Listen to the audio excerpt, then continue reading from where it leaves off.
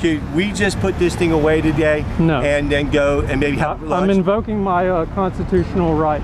You're making a scene right now, aren't you, Sergeant? Am I correct in my understanding, sir, of the law? Okay. Hey, no. Don't touch my stuff. Get off my property. I'm not on your property. I need your ID, you're gonna go to jail. This is a sidewalk. I don't know what you're talking about.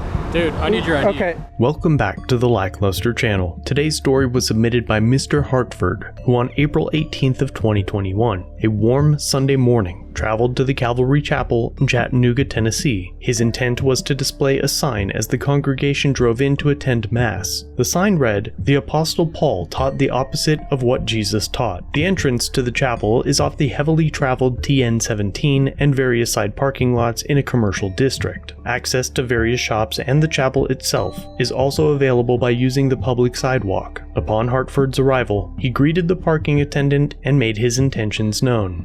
Good morning. Morning. How are you? Doing well. What is the purpose of that? I'm trying to lead people to Jesus by correcting some of the oppositions to his teachings. He also made note that he would not enter the chapel's property and would remain at all times on the public sidewalk. I can't really get kicked off of public property, so I reckon I'll just stay here in the safe zone. He stood silently next to his sign on the public sidewalk as the churchgoers filled in, and eventually, a curious member of the chapel began asking him questions about the sign. During that conversation, Sergeant Atwell arrives on scene, joined by one of the chapel leaders of pastoral care and service oversight. Darren Delaney and the sergeant make their way to the public sidewalk where Mr. Hartford is located. What about it now? Well, I'm in the middle of, this is not the time to do it. But later. When is the time? Tonight, this evening. Now is the only time convenient for me. Well then, I You guess. have the truth.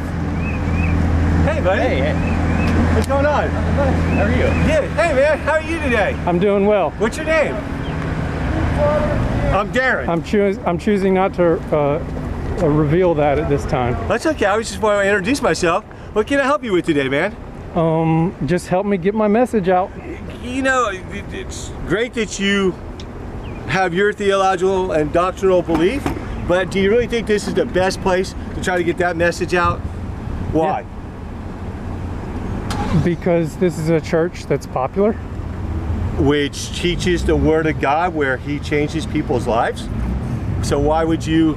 Maybe there's people who want to go forward in their relationship with Jesus. Yeah, man. You know, and I know you're smart enough to where I see that you're standing on on public property. It's the sidewalk. But man, can we not just agree today, maybe not to have this happen while I have our congregation? I'm a shepherd, right? So a hireling. No, I'm called by God, brother. We don't do hirelings here. The reason you don't teach the teachings of Jesus is because you flee when you see all the wolves coming in here. I don't flee from anything, but I'm standing here in front of a person that I feel might be a wolf. So I'm going to ask you very kindly, just for the consideration of God Almighty and the congregation that comes here, church. Could we just put this thing away today? No. And then go and maybe have lunch? I'm invoking my constitutional right. Up to this point, all of the interactions have been peaceful, and the church's leadership has politely asked Mr. Hartford to put his sign away. However, as Mr. Hartford stated, he is expressing his First Amendment rights. Not only is he expressing his freedom of speech, but also his right to religious belief and expression. The First Amendment was written with the intent of preventing state authorities from prohibiting these rights in consideration of time, place, and manner. Mr. Hartford would have no right to jump on the chapel's stage, steal the mic, and preach to the choir, but he is well within his rights to conduct his current activities on a very public sidewalk that is not owned by the church, but rather the community's taxpayers. After Mr. Hartford makes it clear that he does not intend to cease his free expression of speech and religious beliefs, Mr. Delaney makes an attempt to have the state remove him and batters Mr. Hartford in the process. I'm invoking my constitutional right. Yeah, I know, but there's also a thing to where there's a legal thing that says that you become, legally, if you become a public nuisance, and we feel that it is, I can call Chattanooga. Well, then call the police. There it is. And then say that you If I'm breaking the law, arrest me. You're making a scene right now, aren't you, Sergeant? Am I correct in my understanding, sir, of the law? If he and I are having a problem with people and we're causing a upright and a scene in front of people, is that? Would you mind if I talk to him? Yeah, you're welcome to talk to him, but you ain't gonna get nowhere. No, I mean, I'm ready to have a Bible study. Well, then come on inside and talk to me. Just get your Bible. Let's go open it up. I don't want to play into your hand because I know what happens when I go in there. Then I become Have you ever been in here before? Yes, you have, haven't you? Yeah, I have. I know exactly who you are, bro. You don't think I remember who you are, and that's why that's right. That's why I'm here. Yeah, that's right. So we've had this before, right? So I'm just asking again, how did it turn out last time? It turned out good. Right. So blessed are they that are persecuted for righteousness' sake, for theirs is the kingdom of heaven. Why can't we just go inside and have a civil conversation, you and I, that we were not out here making a fool of ourselves? Well, when I get done doing what I'm doing, I'll call you or email you. Just leave me your contact information and we'll go from there. No, this is not working well for me. Okay, well, I'm sorry. You should have put your house on more solid ground. Listen, man, can you do me a favor? Could you just not let me go to that place? I'm asking you as a man to man. That's all I'm asking you for. There's no reason to No. Preach from the rooftops.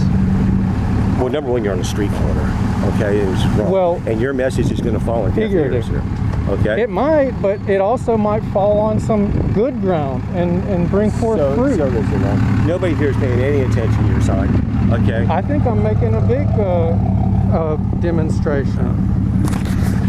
Did you see that? Todd, number one, you don't have my permission to film me, so don't film me anymore. I can film you all I want. I said no, sir. Okay? Hey, no. Don't touch my stuff. Get off my property. I'm not on your property. Get off my property, dude. I'm not on your property. Listen, man, leave. Hey, Sergeant, can you call a district car? I think we have a public problem here right now with me and him. Thank you, sir. Thank you, You sir. should get a better job, man. Just walk away. Okay. You shouldn't touch people's belongings that don't belong to you. Listen, man. Hey, man, just leave it. Leave me your contact information. Well, we'll study the Bible. Contact information. We've had this conversation before, bro. Okay, well, contact me. We'll study the Bible. After trying to get the officer to intervene and his failed attempt at intimidating Mr. Hartford, Mr. Delaney leaves. The officer fails to intervene and protect Mr. Hartford's right to free speech, religion, and safety, as the chapel's leadership aggressed upon him, which ironically should be the primary duty of an officer. Mr. Hartford continues to have a conversation with the man who originally asked him questions, during which Officer Elliott arrives on scene. The body cam is not currently available, but is alleged to show the officer tell bystanders that he is a member of the congregation. Mr. Hartford walks over to meet Officer Elliott, staying off the chapel's property. Hey, how you doing? Name and badge number, please. You got an ID on you? Name and badge number. Elliott 1099. Where's your ID, bro? That's irrelevant. Have I committed a crime? Yeah, you're trespassing. You're refusing to leave, man. I'm on public property. This is a sidewalk. Church property. Let me see your ID. This is a sidewalk. Let me see your ID. I need your ID or you're gonna go to jail. This is a sidewalk. I don't know what you're talking about. Dude, I need your ID. Okay, maybe that was... Give me your ID or are you gonna go to jail? I'm not gonna give you my ID. I have no reason to. Put your arm behind your back. I'm on the sidewalk, so I don't see why I'm being arrested. Well, you're refusing to give me your ID. You have to identify yourself in my office. This is not a stop and ID state. What's your name? I'm not Why are you so upset at this church, man? I'm not upset at that. What are you doing? I'm trying to make a theological point that I wasn't allowed to make on your property. But you gotta do things in order, too. Are you a staff person? No, I'm not. I'd like to do a Sergeant Atwell called in about him. Yeah. I'll go talk to him, so. You know what? Mr. Hartford was arrested and charged with criminal trespassing, though he never stepped foot on private property. His charges were eventually dropped, but it took almost a year to have his camera and sign returned to him. He has now filed a lawsuit against Officer Elliott for deprivation of rights under color of law, unlawful search and seizure, and slander. He also intends to pursue battery charges on Mr. Delaney. Mr. Hartford would like to dedicate this interaction to Bob Dylan. Unfortunately, he doesn't have a channel or a page for me to refer you to, but you can leave a comment down below for him. The remainder of this video will include a short excerpt from the interaction prior to his arrest. I used to go out witnessing a lot with my best friend, and we would give people our cards with our names and phone numbers. Give me your card, man. I'll take it. Can I have yours? No. Why not?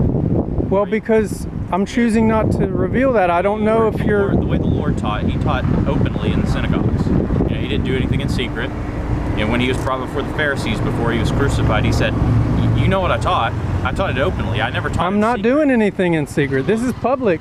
That's secret. You're trying to turn it around. I'm not trying to turn it around. I'm saying if what you're doing is what's right, then you're not ashamed to share it with me, right? Oh, absolutely not. Then share it.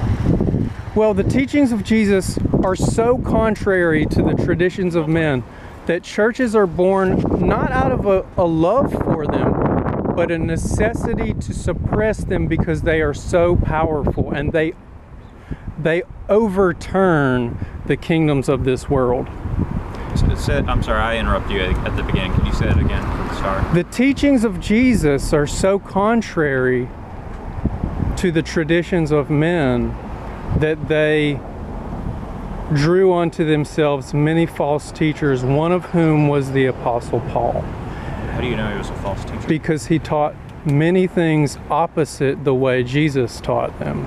Can you cite some examples?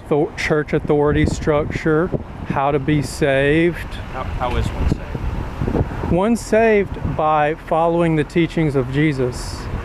Is it works basically? Works, yes. Okay, well the Lord taught the opposite. Where? He said unless you're born again. He said unless your righteousness exceeds the righteousness of the scribes and Pharisees, you will by no means enter the kingdom of heaven. You know what that means? Exceeds means to go beyond. Yeah. The Pharisees were the most works righteousness people, and there's 4 types of righteousness you can have. That's actually you're misunderstanding what Jesus was saying there. What was he saying when he said saying don't nullify the word of God, the commandments of God. What he's saying there. He's saying he was telling a group of people that wanted to know how to get.